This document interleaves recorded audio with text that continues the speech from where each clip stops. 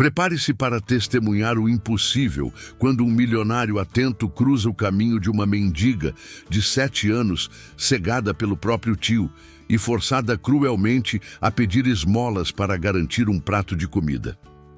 O que parecia mais um dia de humilhação e dor se transforma em uma reviravolta impressionante que ninguém poderia imaginar.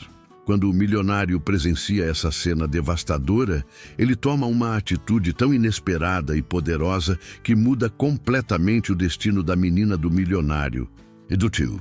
Comente o que você acha que vai acontecer, se você faria a mesma coisa nessa situação, e não se esqueça de me contar de onde está assistindo esse vídeo. Curte e se inscreva para apoiar o meu trabalho. A fina garoa que caía naquela manhã de julho parecia espelhar o vazio na alma de Rubens Varela. Aos 58 anos, o empresário, que já fora um dos homens mais respeitados da cidade, agora vagava pelas ruas do centro antigo com os ombros curvados, como se carregasse todo o peso de suas decepções. O terno escuro, outrora impecável, mostrava sinais do mesmo descuido que se refletia em sua barba por fazer e nos cabelos grisalhos mal cortados. Nos últimos meses, desde que descobrira a traição de seus filhos, Rubens perdera o interesse por sua própria aparência, assim como perdera a fé nas pessoas. "Mais um café, seu Rubens?"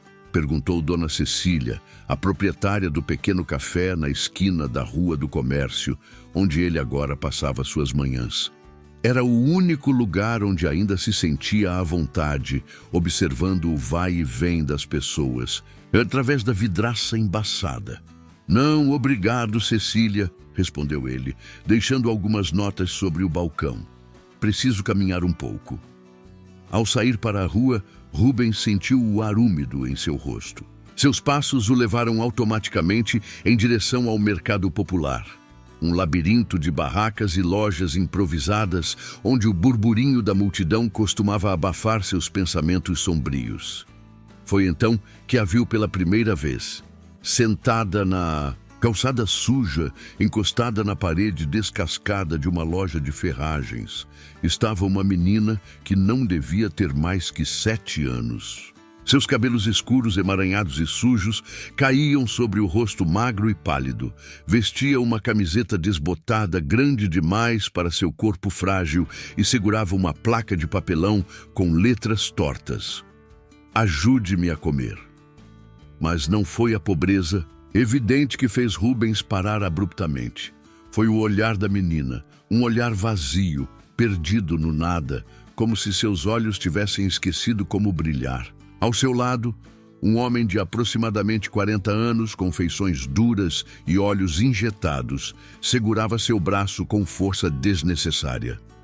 Rubens observou quando o homem se inclinou para murmurar algo no ouvido da criança, fazendo-a encolher-se, visivelmente. "Mais alto, sua imprestável", sibilou ele, apertando ainda mais o braço da menina. "Ninguém vai te dar dinheiro se não pedir direito." A menina tremeu, mas sua voz saiu apenas como um sussurro quase inaudível. "Por favor, uma ajuda." Algo na cena fez o estômago de Rubens revirar. Havia algo profundamente errado ali, algo que ia além da típica exploração de menores que infelizmente se via nas ruas da cidade. Disfarçadamente, encostou-se em uma banca de frutas próxima e continuou observando. A cada pessoa que passava, o homem cutucava a menina com violência, forçando-a a erguer a placa. Quando alguém depositava algumas moedas em sua mão pequena, ele as arrancava imediatamente, guardando-as no bolso da calça surrada. Comente o que você acha que vai acontecer e se inscreva no meu canal para apoiar meu trabalho. As horas se arrastaram e a cena continuou se repetindo. Em determinado momento, o homem se afastou brevemente para comprar algo em uma tendinha próxima. Rubens notou o cheiro de cachaça barata quando ele voltou, cambaleando ligeiramente. Foi então que aconteceu algo que gelou seu sangue. A menina, exausta e provavelmente faminta, deixou a placa escorregar de suas mãos. O homem, enfurecido, agarrou seu braço com tanta força que Rubens pôde ver as marcas brancas de seus dedos na pele delicada. "Sua pestinha inútil!" rosnou ele, puxando-a para um beco lateral. O instinto de Rubens foi segui-los, mas algo o deteve. Anos de experiência nos negócios o haviam ensinado a observar antes de agir. Precisava entender melhor o que estava acontecendo ali. Quando voltaram, minutos depois, a menina tinha marcas vermelhas no rosto e seus lábios tremiam, mas nenhuma lágrima escorria de seus olhos vazios. Foi nesse momento que Rubens percebeu uma verdade chocante. A menina não estava apenas com o olhar perdido, ela era cega. O resto da tarde passou como um borrão, enquanto Rubens, fingindo ler um jornal velho, continuava sua vigília silenciosa. Descobriu que o homem se chamava Arlindo. Ouviu quando um conhecido o cumprimentou rapidamente. Também notou que, apesar do frio que começava a cair com o entardecer, a menina não tinha agasalho algum. Quando as primeiras estrelas começaram a pontilhar o céu, Arlindo finalmente recolheu a placa e puxou a menina pelo braço. Rubens os seguiu discretamente, mantendo uma distância segura, até vê-los desaparecer em um beco escuro próximo ao mercado municipal. Naquela noite, deitado em sua cama na mansão vazia do bairro Nobre, Rubens não conseguiu dormir. A imagem daqueles olhos sem vida o perseguia, junto com uma certeza crescente. Precisava fazer alguma coisa. Mas o quê? E como? Não podia simplesmente invadir o beco e arrancar a menina daquele homem. Isso só pioraria a situação. Enquanto fitava o teto, uma ideia começou a se formar em sua mente. Ainda tinha contatos, pessoas que lhe deviam favores. Talvez pudesse usar seus recursos, de uma maneira que há muito tempo não fazia, para ajudar alguém além de si mesmo. O que Rubens não sabia, enquanto finalmente caía em um sono inquieto, era que sua decisão de ajudar aquela menina desconhecida estava prestes a desencadear uma série de eventos que mudariam para sempre não apenas a vida dela, mas também a sua própria. Na manhã seguinte, Rubens acordou antes do sol, suas mãos tremendo enquanto discava um número que não usava há anos. Do outro lado da linha, uma voz rouca e sonolenta atendeu no terceiro toque. "Silas, é Rubens Varela. Preciso de sua ajuda." Silas Munhoz, um advogado de 50 anos conhecido por sua integridade inabalável, tinha sido um dos poucos que permaneceram ao lado de Rubens durante o escândalo envolvendo seus filhos. Agora, sentado em seu escritório modesto, mas impecável, ouvia atentamente enquanto Rubens relatava os eventos do dia anterior. "Você tem certeza sobre a cegueira da menina?" perguntou Silas, seus olhos escuros fixos em Rubens por cima dos óculos de leitura. "Absoluta. E tem mais." Rubens hesitou, sua voz tremendo ligeiramente. Quando observei mais de perto, percebi marcas antigas nos braços dela. "Cicatrizes, Silas. Que tipo de monstro faria isso com uma criança? Comente o que você acha que vai acontecer e se inscreva no meu canal para apoiar meu trabalho." O advogado suspirou pesadamente, recostando-se em sua cadeira de couro gasto. "Precisamos agir com extrema cautela, Rubens. Se esse homem, esse Arlindo, perceber que está sendo investigado, pode desaparecer com a menina. E então nunca mais a encontraremos." As palavras de Silas pesaram como chumbo no estômago de Rubens. Ele sabia que o amigo estava certo. Durante as 2 semanas seguintes, estabeleceram uma rotina meticulosa. Rubens continuava sua vigília diária, agora auxiliado por investigadores particulares discretos contratados por Silas. Cada movimento de Arlindo era documentado, cada abuso fotografado à distância. O que descobriram era ainda pior do que imaginavam. A menina, que se chamava Samira, era sobrinha de Arlindo. Seus pais haviam morrido em um incêndio misterioso há 2 anos e desde então ela vivia sob a guarda do tio. Os vizinhos do cortiço onde moravam relataram, sob condição de anonimato, que os gritos eram frequentes, especialmente quando Arlindo voltava bêbado. Mas foi uma descoberta particularmente perturbadora que quase fez Rubens perder o controle. Através de um funcionário do posto de saúde local, descobriram que Samira não nascera cega. Sua condição era resultado de um acidente ocorrido há apenas 6 meses, quando Arlindo, em um acesso de fúria alcoólica, jogara produtos químicos em seu rosto. Ele dizia que ela era muito bonita, que atraía muita atenção. Confidenciou. Uma vizinha idosa, suas mãos enrugadas, tremendo, enquanto segurava uma xícara de chá. Depois que cegou, ele começou a usá-la para pedir esmolas. Dizia que assim, pelo menos servia para alguma coisa. Cada nova informação era como uma punhalada no coração de Rubens. À noite, sozinho em sua mansão vazia, ele se pegava pensando em seus próprios filhos, como haviam se transformado em pessoas tão frias e calculistas, onde havia errado em sua criação, e porque agora, depois de tudo, sentia essa necessidade avassaladora de ajudar uma menina que mal conhecia. Durante esse período, Rubens começou a se aproximar cautelosamente de Samira. Primeiro, foram apenas algumas moedas depositadas em sua mão, acompanhadas de palavras gentis. Depois, pequenos pacotes de biscoitos ou frutas, deixados discretamente ao seu alcance. Samira nunca respondia, nunca demonstrava qualquer reação, além de um leve tremor quando ouvia sua voz. Num dia particularmente quente, Rubens a viu cambalear, suas pequenas mãos tateando o ar em busca de apoio. Antes que pudesse alcançá-la, Samira desabou no meio da calçada movimentada. As pessoas passavam, olhavam e seguiam seu caminho, indiferentes ao drama que se desenrolava diante delas. Arlindo, que estava em um bar próximo, surgiu cambaleando e agarrou Samira pelo braço, sacudindo-a violentamente. Levanta, sua preguiçosa! Ainda não fizemos nem metade do que precisamos hoje!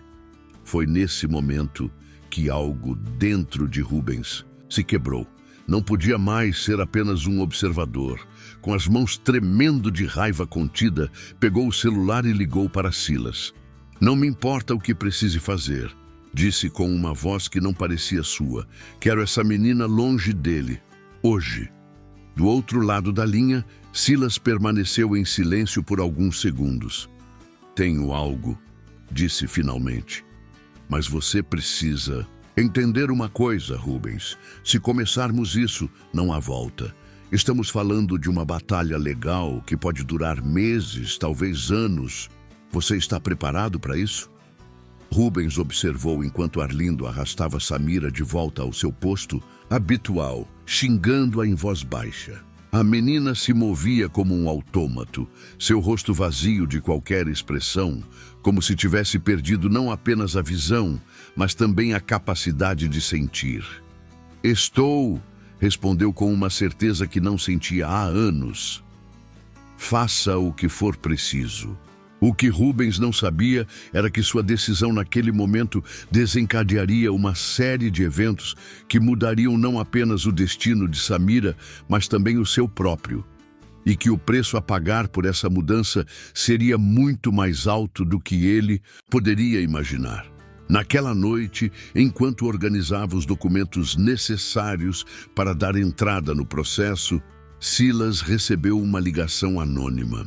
A voz do outro lado da linha, trêmula e assustada, revelou algo que fez o sangue do advogado gelar.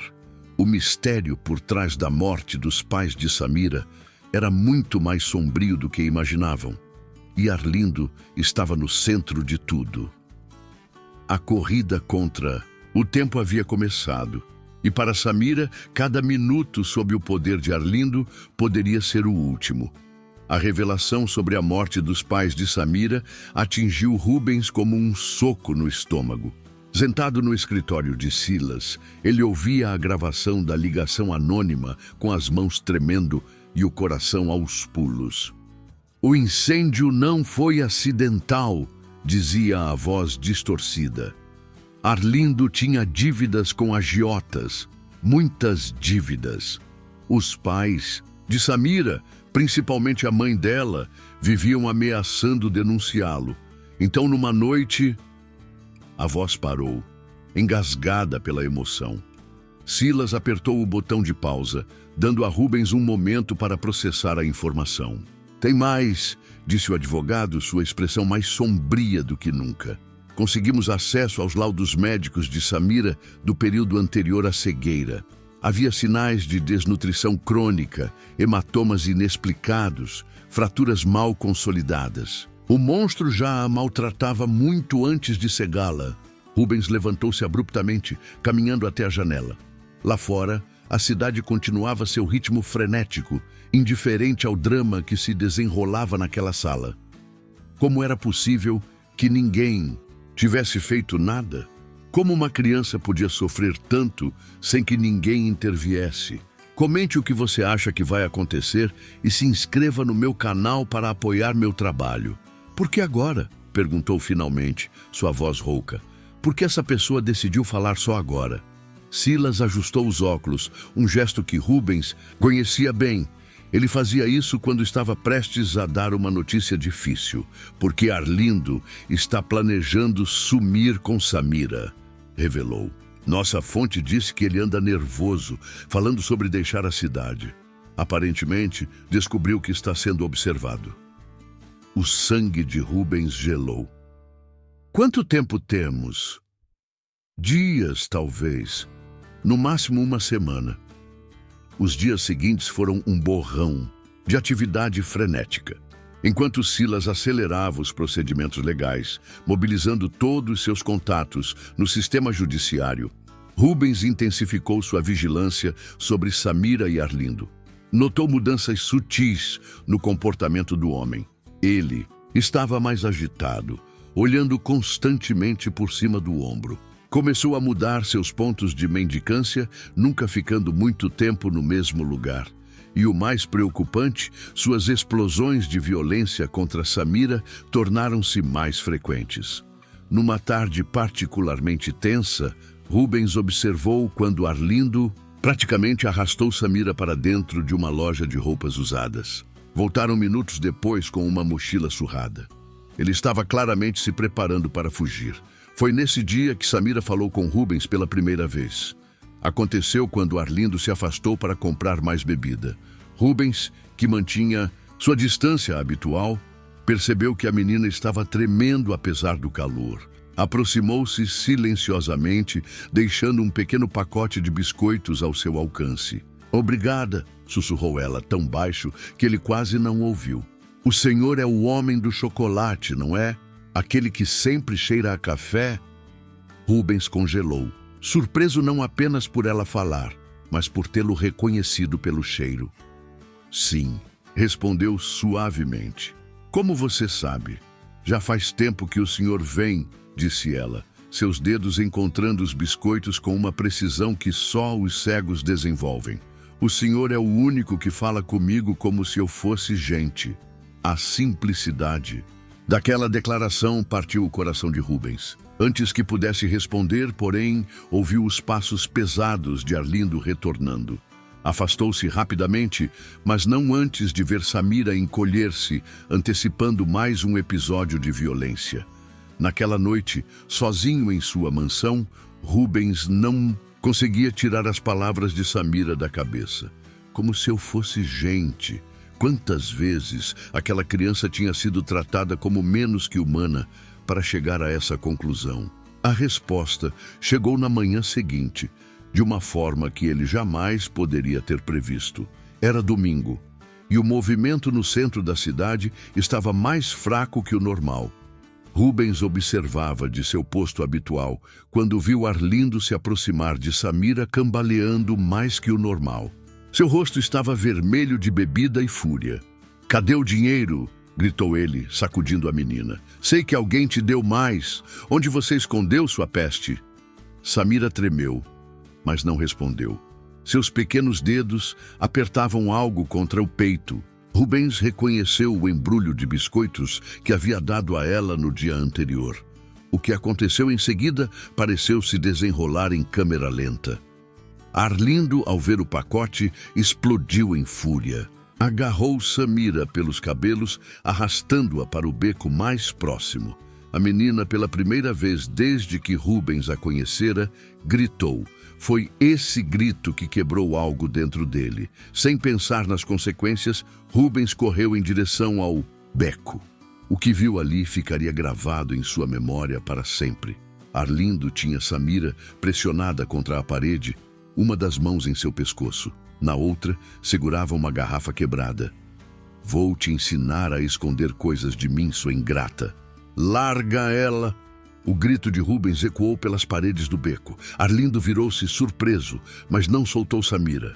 Seus olhos, vermelhos de álcool e ódio, fixaram-se em Rubens. Quem é você para se meter? Rosnou ele. Essa menina é minha sobrinha. Posso fazer o que quiser com ela. Rubens deu um passo à frente, tremendo não de medo, mas de uma fúria que não sabia que possuía. Não pode não, disse com uma voz que não parecia sua. E isso acaba hoje. O que se seguiu foi um caos. Arlindo, percebendo que estava encurralado, empurrou Samira com violência e avançou contra Rubens com a garrafa quebrada. No mesmo instante, sirenes começaram a soar. Silas, que acompanhava tudo à distância, havia acionado a polícia assim que viu Rubens correr para o beco. Mas Rubens mal registrou a chegada dos policiais. Sua única preocupação era Samira, que estava caída no chão, imóvel. Quando a alcançou, seu coração quase parou. Havia sangue em sua testa, onde ela tinha batido ao cair. Samira! Chamou ele suavemente, tocando seu rosto com dedos trêmulos. Por favor, abra os olhos. Lentamente, como se emergindo de um sonho ruim, Samira mexeu-se. Seus olhos sem vida abriram-se e, pela primeira vez, Rubens viu lágrimas escorrendo por suas faces sujas. O Senhor veio, sussurrou ela. Eu sabia que um dia o Senhor ia vir. As palavras dela foram interrompidas pelo som de passos apressados, paramédicos chegando para atendê-la. Enquanto a colocavam na maca, Rubens ouviu, ao fundo, os gritos de Arlindo sendo levado pela polícia. Mas algo ainda o incomodava. Algo na forma como Samira havia falado, como se tivesse certeza de que ele a salvaria. Como se durante todo aquele tempo ela soubesse que não estava sozinha. O que Rubens não imaginava era que aquele dia, que parecia o fim de um pesadelo, era apenas o começo de uma jornada muito mais complexa. Uma jornada que testaria não apenas sua determinação, mas também sua capacidade de amar novamente. O Hospital Santa Clara estava silencioso naquela noite, exceto pelo bip constante dos monitores no quarto onde Samira repousava. Rubens, sentado em uma cadeira desconfortável ao lado da cama, observava cada movimento seu, por menor que fosse. Os médicos haviam feito uma série de exames. Além do corte na testa, que felizmente não era grave, queriam avaliar sua condição geral. O resultado dos exames foi um novo golpe para Rubens. Desnutrição severa, anemia profunda, sinais de fraturas mal curadas. O corpo pequeno de Samira contava uma história de anos de negligência e abuso. Senhor Varela, a voz suave da doutora Marina, oftalmologista chamada para avaliar a condição dos olhos de Samira, tirou Rubens de seus pensamentos sombrios. Podemos conversar um momento? No corredor, longe dos ouvidos de Samira, a médica foi direta. A cegueira dela foi causada por queimadura química. O tecido da córnea está severamente danificado, mas... Ela fez uma pausa, ajustando seus óculos. Existe uma possibilidade de recuperação parcial da visão através de um transplante. O coração de Rubens acelerou. Você está dizendo que ela pode voltar a enxergar? Existe essa possibilidade, sim, mas preciso ser honesta. É um procedimento complexo, caro e a lista de espera para doadores compatíveis é longa. Dinheiro não é problema, respondeu Rubens imediatamente. Quanto ao tempo de espera, não existe nada que possamos fazer para acelerar o processo.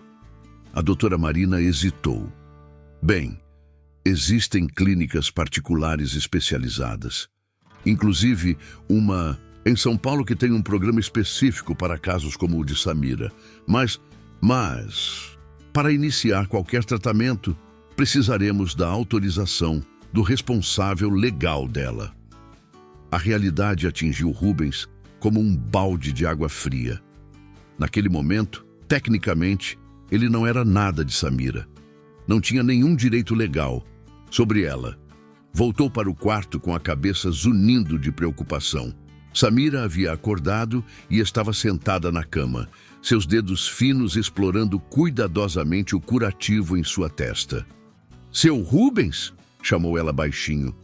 "O senhor ainda está aí?" "Estou aqui, pequena", respondeu ele, sentando-se novamente ao seu lado. "Como sabe que sou eu?"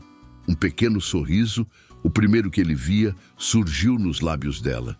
"Pelo cheiro de café e porque o senhor tem passos pesados, mas tenta andar devagar para não fazer barulho."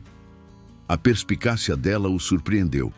Como uma criança que viveu tanto tempo no escuro podia ser tão observadora. "Comente o que você acha que vai acontecer e se inscreva no meu canal para apoiar meu trabalho." "Samira", começou ele, escolhendo cuidadosamente as palavras. "Precisamos conversar sobre o que vai acontecer agora. Seu tio, ele não vai mais poder machucar você." O sorriso desapareceu do rosto dela. "Ele vai para a cadeia?" "Vai, por muito tempo." Samira ficou em silêncio por vários minutos, seus dedos agora apertando o lençol do hospital. "E eu? Para onde eu vou?"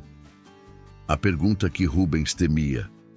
Antes que pudesse responder, porém, a porta do quarto se abriu.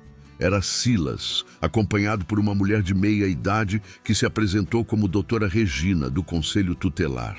"Senhor Varela", disse ela em tom profissional, "precisamos discutir a situação da menor. Como não há outros parentes conhecidos, ela deverá ser encaminhada para um abrigo temporário até que..." "Não!" O grito de Samira cortou o ar como uma navalha. Suas mãos tatearam o ar até encontrarem o braço de Rubens, agarrando-o com força surpreendente. "Por favor, não deixa eles me levarem, por favor!" Rubens sentiu algo se partir dentro dele ao ver o pânico no rosto de Samira. Sem pensar duas vezes, envolveu-a em seus braços, sentindo seu corpo pequeno tremer. "Não vou deixar", sussurrou ele. Então, voltando-se para a assistente social, "Quero solicitar a guarda provisória dela." A doutora Regina franziu a testa. "Senhor Varela, entendo seu impulso de ajudar, mas não é tão simples assim. Existem procedimentos, avaliações. Então vamos começar agora mesmo", interrompeu Silas, sua voz firme. "Tenho aqui uma petição de guarda provisória já preparada. Meu cliente tem todos os requisitos necessários: condições financeiras, moradia adequada, ficha limpa." Enquanto os adultos discutiam os aspectos legais, Samira não soltou o braço de Rubens nem por um segundo. Seu aperto era como uma âncora, lembrando-o constantemente do que estava em jogo. Foi quando a doutora Regina fez uma pergunta que o pegou desprevenido. "Senhor Varela, o senhor tem experiência com crianças? Tem filhos?" Rubens sentiu o sangue gelar em suas veias.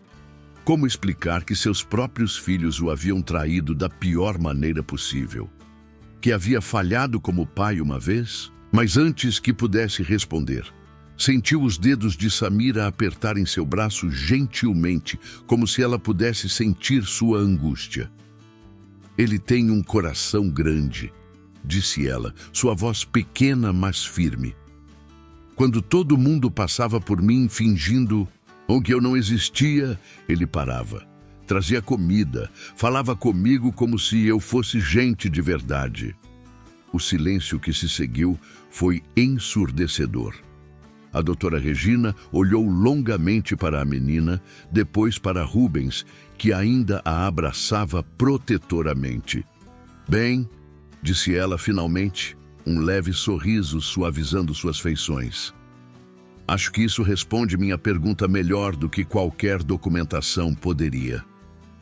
Aquela noite marcou o início de uma nova fase na vida de Rubens e Samira. Mas enquanto assinava os papéis preliminares da guarda provisória, Rubens não podia imaginar os desafios que ainda estavam por vir. Porque enquanto Arlindo estava preso, um segredo ainda mais sombrio sobre o passado de Samira estava prestes a vir à tona. Um segredo que mudaria tudo o que eles pensavam saber sobre a morte de seus pais. As primeiras semanas de Samira na mansão dos Varela foram um período de adaptação delicada. A casa, que por tanto tempo havia ecoado apenas com a solidão de Rubens, agora ganhava nova vida e novos desafios. Maria, a governanta que trabalhava para Rubens há mais de 2 décadas, tornou-se uma aliada fundamental. Com paciência infinita, ensinava Samira a se localizar pelos cômodos, marcando pontos de referência com diferentes texturas nas paredes e móveis. O quarto dela precisa ser mais do que um espaço, explicou a terapeuta ocupacional contratada por Rubens. Precisa ser um lugar onde ela se sinta segura, onde possa reconstruir sua confiança. Assim, o antigo quarto de hóspedes foi completamente transformado. Rubens passou horas escolhendo tecidos com texturas diferentes para as cortinas e colcha, móveis com cantos arredondados para evitar acidentes e até mesmo um sistema de som para que Samira pudesse ouvir músicas e histórias. Mas não eram apenas os aspectos práticos que precisavam de atenção. As cicatrizes emocionais de Samira eram profundas e se manifestavam de formas inesperadas. Na primeira noite, Rubens foi acordado por gritos aterrorizados. Correu até o quarto dela para encontrá-la encolhida num canto tremendo violentamente. "Ele vai voltar", soluçava ela. "Tio Arlindo sempre volta." Levou quase 1 hora para acalmá-la, garantindo repetidamente que estava segura, que ninguém mais a machucaria. Quando finalmente conseguiu fazê-la voltar para a cama, Samira agarrou sua mão. "Fica aqui até eu dormir", pediu em um sussurro. "Por favor?" Rubens ficou. E nas noites seguintes também, sempre que os pesadelos voltavam. Aos poucos, eles foram ficando menos frequentes, mas nunca desapareceram completamente. Durante o dia, outros desafios surgiam. Samira tinha dificuldade em aceitar comida regularmente. Anos de fome haviam distorcido sua relação com a alimentação. Assustava-se com barulhos repentinos e demorou semanas para permitir que alguém, além de Rubens, a tocasse. Mas havia também momentos de progresso que faziam tudo valer a pena. Como quando ela descobriu o piano na sala de música. "Posso tocar?" perguntou timidamente, seus dedos já pairando sobre as teclas. Rubens, que não abria aquele piano desde que seus filhos eram pequenos, assentiu antes de lembrar que ela não podia vê-lo. "Claro, pequena. O piano é seu agora."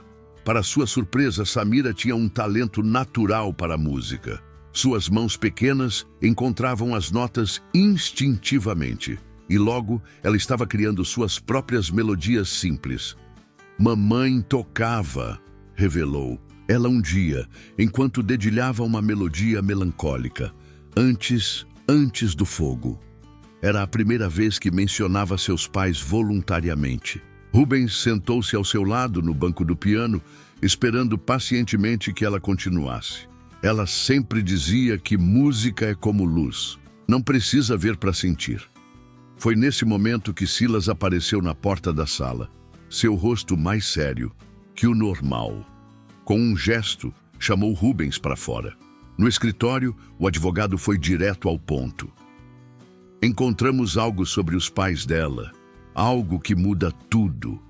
Silas abriu uma pasta sobre a mesa. Dentro havia reportagens antigas de jornal, documentos, policiais e, mais importante, uma carta lacrada encontrada entre os pertences de Arlindo. "A mãe de Samira escreveu isso dias antes do incêndio", explicou Silas. Aparentemente, ela suspeitava que algo pudesse acontecer com ela e o marido. Com mãos trêmulas, Rubens abriu o envelope. A caligrafia era delicada, mas firme. As palavras carregadas de uma urgência palpável. Se algo nos acontecer, a verdade precisa ser conhecida. Arlindo não é apenas um jogador endividado. Ele está envolvido em algo muito pior. Descobrimos que ele... O resto da carta estava manchado e parcialmente queimado. Mas o suficiente estava legível para fazer o sangue de Rubens gelar. Meu Deus, murmurou ele. Todo esse tempo, um barulho na porta o interrompeu. Era Samira, parada na soleira, seus olhos sem vida estranhamente focados na direção deles. Eu sabia, disse ela suavemente. Sabia que tinha algo errado naquela noite. Os gritos, o cheiro de gasolina antes do fogo começar. Rubens e Silas trocaram olhares alarmados. Como ela havia chegado ali tão silenciosamente? Quanto havia escutado? Mas antes que pudessem reagir, Samira cambaleou. Seu rosto, normalmente pálido, estava agora completamente branco. Samira! Rubens correu para ampará-la. O que foi? Minha cabeça, sussurrou ela. Está doendo muito. E então, para o horror de Rubens, ela desmaiou em seus braços. O que se seguiu foi uma corrida desesperada até o hospital. Enquanto os médicos examinavam Samira, Rubens não conseguia parar de pensar na carta, nas palavras da mãe dela, no mistério que ainda precisava ser desvendado. Mas agora havia algo mais urgente. Na sala de emergência, a doutora Marina examinava os olhos de Samira com uma expressão preocupada. Senhor Varela, disse ela finalmente, precisamos operar. Imediatamente. O quê? Por quê? A pressão intraocular dela está perigosamente alta. Se não agirmos agora, ela pode perder permanentemente qualquer chance de recuperar a visão. Rubens sentiu o mundo girar. Como tinha deixado isso acontecer? Como não havia percebido que ela estava piorando? Quanto tempo temos? Horas no máximo. E há mais uma coisa... A médica hesitou. Para a cirurgia, precisamos de um tipo sanguíneo específico para a transfusão. AB negativo. É extremamente raro. Rubens fechou os olhos, sentindo o peso de mais esse obstáculo. Mas quando os abriu novamente, havia determinação em seu olhar. Faça o que for preciso, doutora. Não vou deixar Samira perder mais nada nesta vida. O que ele não sabia era que a batalha pela visão de Samira seria apenas o começo. Porque naquela mesma noite, enquanto ela estava na sala de cirurgia, uma descoberta ainda mais chocante viria à tona. Uma que conectaria o passado de Samira ao seu próprio de uma maneira que ninguém poderia ter previsto. O corredor do hospital parecia interminável enquanto Rubens aguardava notícias da cirurgia de Samira. As horas se arrastavam como décadas, cada minuto marcado pelo tic-tac impiedoso do relógio na parede. Senhor Varela? A voz de Silas o trouxe de volta à realidade. O advogado segurava uma pasta antiga, suas mãos tremendo ligeiramente. Tem algo que você precisa ver. Algo que encontramos nos arquivos do cartório enquanto procurávamos a certidão de nascimento de Samira. Rubens pegou os documentos que Silas lhe estendia. À medida que lia, seu rosto foi perdendo a cor. Não pode ser. Mas estava tudo ali, em preto e branco. A mãe de Samira, Amanda, havia trabalhado como secretária na empresa de Rubens 20 anos atrás. Não apenas isso. Ela havia sido injustamente demitida após denunciar um esquema de corrupção que envolvia os filhos de Rubens, na época jovens executivos começando na empresa. Eles arruinaram a vida dela, murmurou Rubens, as palavras saindo como um lamento. Meus próprios filhos destruíram a vida dela por dinheiro. Amanda havia tentado reconstruir sua vida após a demissão, casando-se e tendo Samira.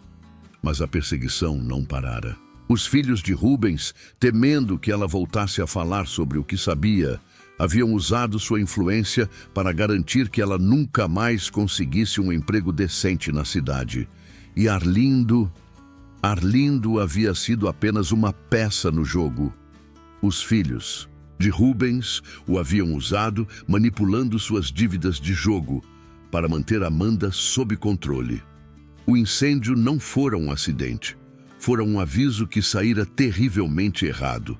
Comente o que você acha que vai acontecer e se inscreva no meu canal para apoiar meu trabalho.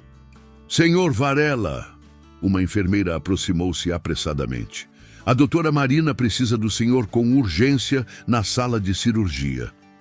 Com o coração aos pulos, Rubens correu pelos corredores. Ao entrar na área restrita devidamente paramentado, encontrou a médica com uma expressão grave. Precisamos de sangue, disse ela sem rodeios. O tipo de Samira é extremamente raro e nossas reservas não são suficientes. Qual é o tipo dela? AB negativo. Rubens sentiu o mundo parar por um momento. Teste o meu sangue, disse com voz trêmula. Agora! 20 minutos depois, a confirmação. Ele era compatível. Mas que isso? Seu sangue era exatamente o mesmo tipo raro que o de Samira. Enquanto preparavam a transfusão, Rubens finalmente compreendeu a magnitude do que o destino havia tecido. Não fora coincidência encontrar Samira naquela calçada. Não fora acaso ser capaz de salvá-la. Amanda, sua mãe, havia trabalhado diretamente com Rubens antes de conhecer seus filhos, antes do esquema de corrupção. Eles haviam se aproximado, um breve romance que ele, covardemente, terminara quando sua família ameaçou deserdá-lo. Samira não era apenas a menina que ele havia decidido salvar. Ela era sua neta. As horas seguintes foram um turbilhão de emoções e procedimentos médicos. O sangue de Rubens fluiu para o corpo pequeno de Samira, enquanto a doutora Marina trabalhava incansavelmente para salvar sua visão. Quando finalmente a cirurgia terminou, a médica surgiu com um sorriso exausto. Conseguimos, anunciou. Vai ser uma recuperação longa, mas ela tem grandes chances de voltar a enxergar. 2 meses se passaram. A recuperação de Samira foi gradual.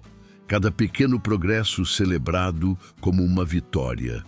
O primeiro momento em que distinguiu luz e sombra. O dia em que conseguiu ver contornos borrados. A manhã em que finalmente abriu os olhos e viu o rosto de Rubens pela primeira vez.